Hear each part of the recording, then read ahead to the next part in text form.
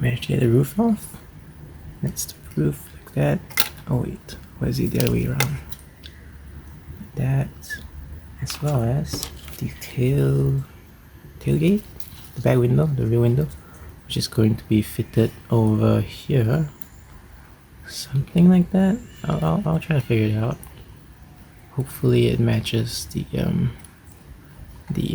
length. I think the length is more important in this case. I think yeah, it does fit, except of course the height. I'll have to sand this entire part piece down. I almost already cut it. I think I'll cut it. I won't sand it. I'll cut it. And then of course the tailgate. And this is the tailgate, which is this back part here, which I'll most probably extend it out like so. I think I'll extend it out by about this much. The rear door, the length of the rear door, I'll extend it.